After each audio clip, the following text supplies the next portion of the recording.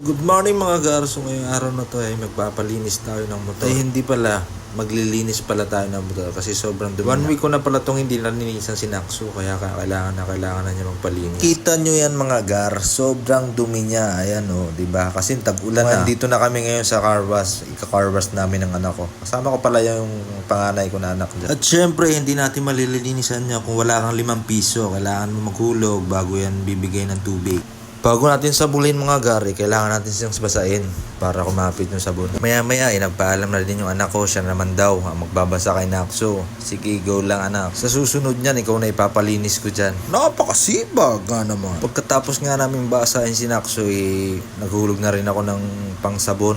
Ayan, 5 piso ulit. Bali, sabi niya sa akin, siya na lang din daw ulit yung sasabong kay Nakso, ako na lang yung pupunas mamaya. Hey, napaksipag talaga ng panganay ko. So nice. Sige anak, sabunin mo hanggang sa kasulok